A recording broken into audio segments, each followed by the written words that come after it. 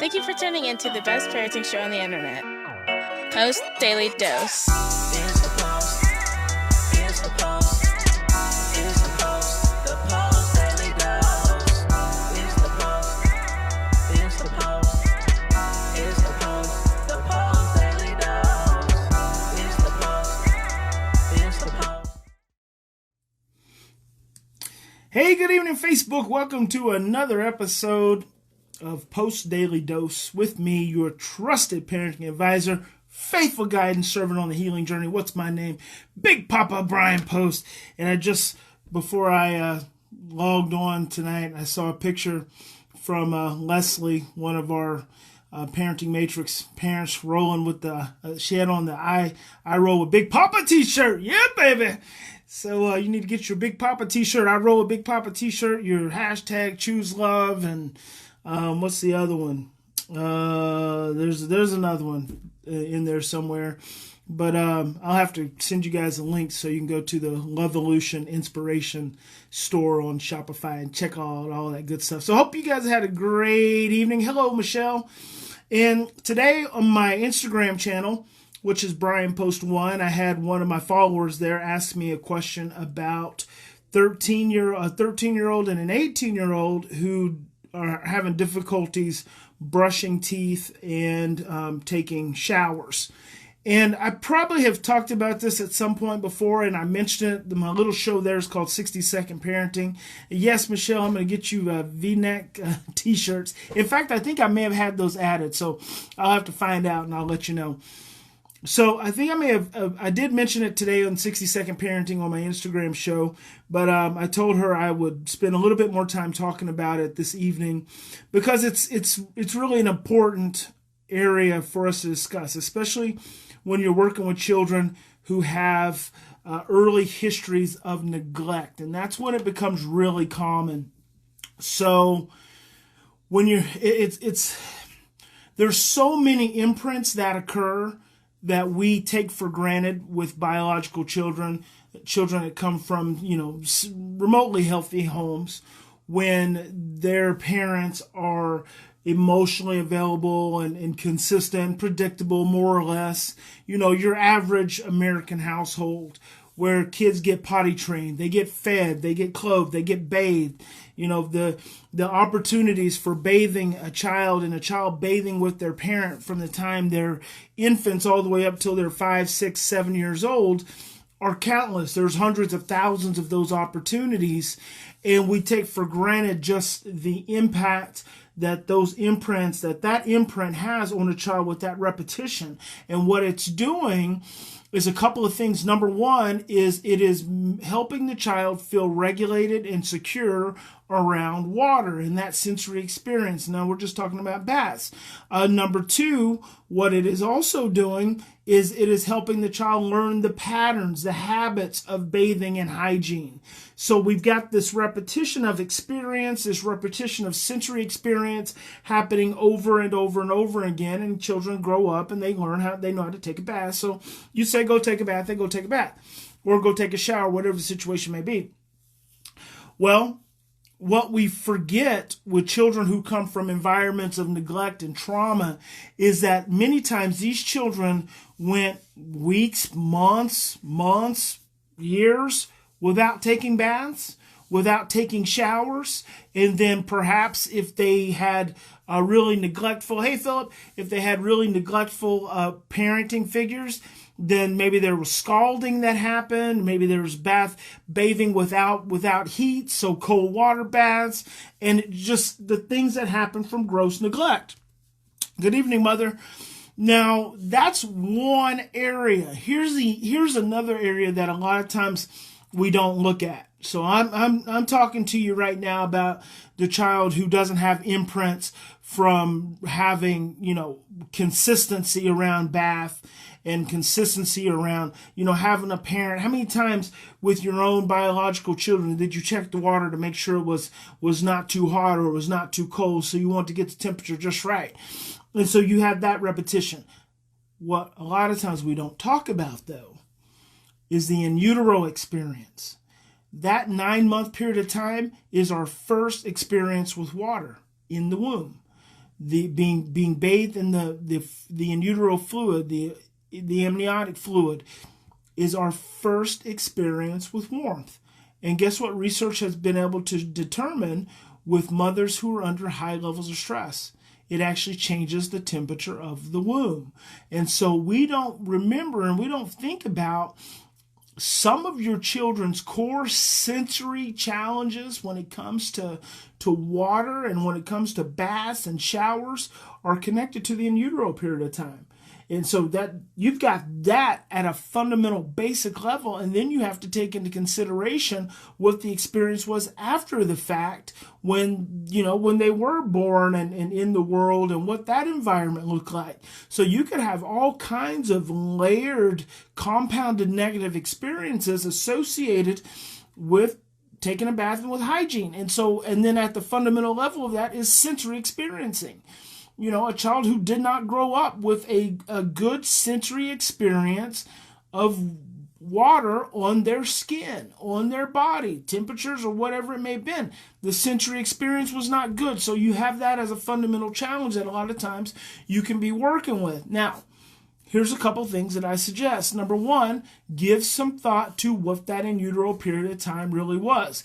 It may be a scenario, if you think that it was a traumatic birth, then it's probably a scenario where you try this out. You take your child into the bathroom, you run a little bath, you take a baby doll, and you put the baby doll down in the water, and you say to your child, you know what, when you were in your mommy's tummy, and when you were really young, you didn't have an opportunity to have a really soft, loving, gentle bath like we're bathing the baby right now.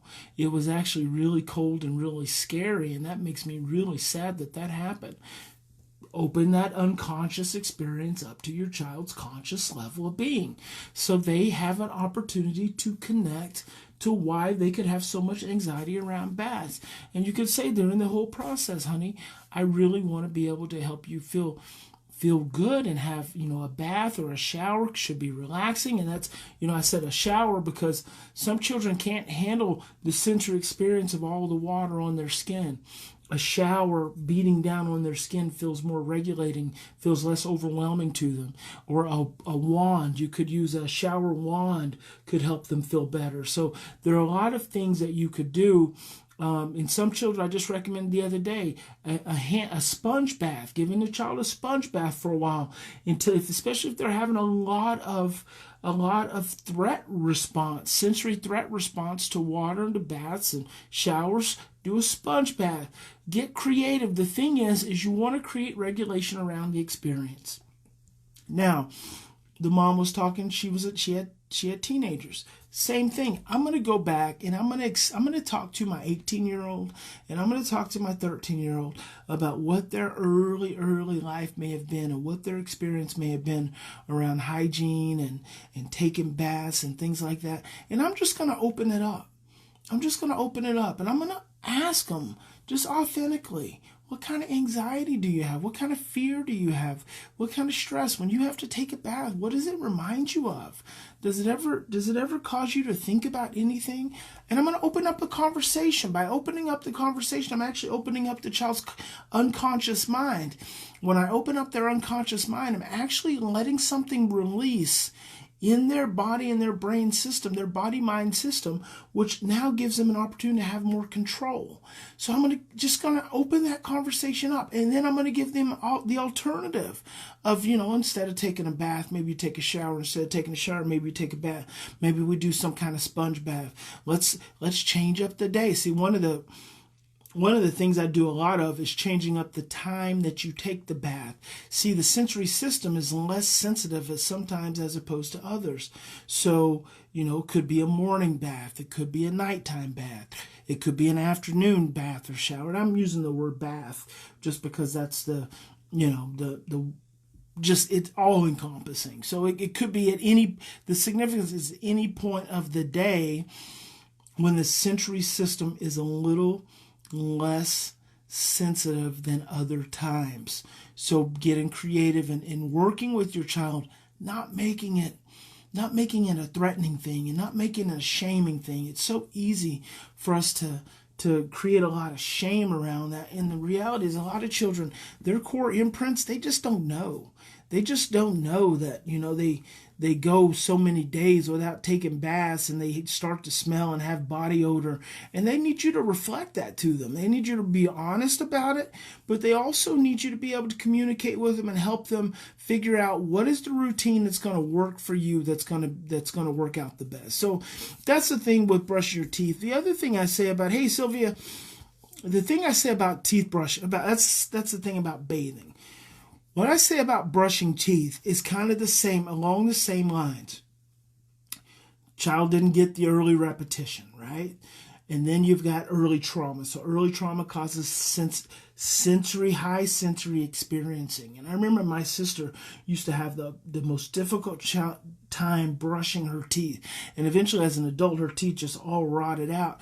And I'm convinced now that it's because, and she used to complain about the toothpaste being hot, it's because she was really sensitive in her mouth. And so brushing her teeth for her was really painful. And the adult toothpaste can be hot. I mean, there's sometimes I can use mouthwash and it's really hot. And like Listerine, oh my God, it feels like your mouth's on fire. And so it can be really uncomfortable.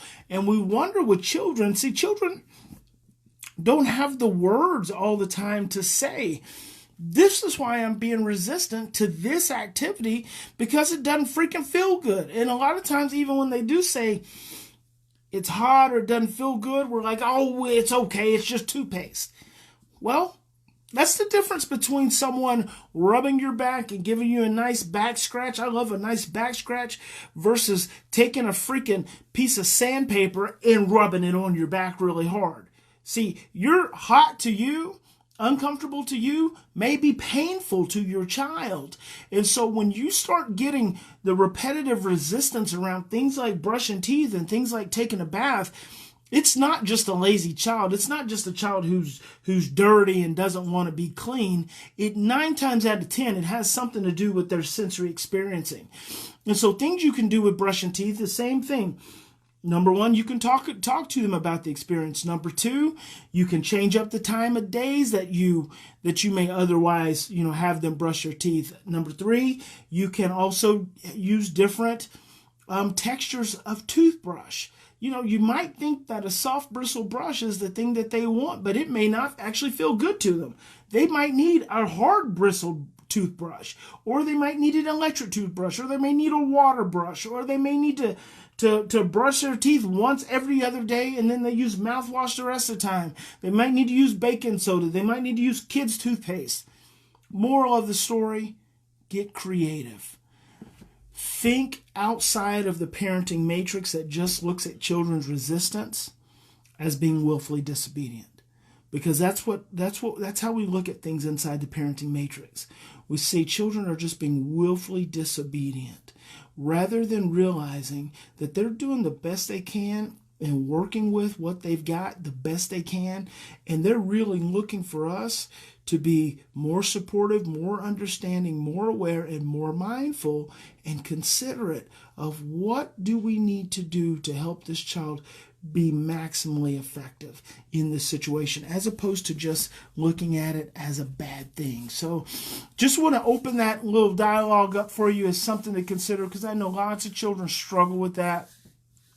You will get through it. It's going to take some time. It's going to take some patience. But I don't know if you ever heard me tell the story about the mom who heard me tell, I do an intervention called the 3-phase intervention. Anytime a child's at risk of, as long as the child's not at risk of harming themselves or someone else and they're acting out, the first thing you got to do is stop and reflect. You reflect, take 3 to 10 deep breaths, then you relate by telling the child how you feel, ask the child how they're feeling, and then automatically you start regulating. So I heard a mom heard me tell this. And Jody said it can change on a daily basis. It absolutely can. And her mom, in one of my lectures, heard me tell that story, that technique, and she went home because she had been having problems with her daughter taking a shower for 5 years. 5 years she'd been having a problem with her daughter taking a shower. So she said, I heard that, and there's another story I give about another parent who struggled with her child, and Mom said, I went home, and her daughter was 9 years old at the time, and her daughter's now like 25 years old. So this story was a long time ago. But she said, I went home, I went upstairs, I was breathing, I was very calm, and I said to my mom, I said to my little girl, honey, it's time to take a shower. And she said, sure enough, she started talking back and rolling her eyes and fussing like she always does. But she actually went and got in the shower. So she said, I was kind of surprised. She said, because I just kept breathing, keeping myself calm.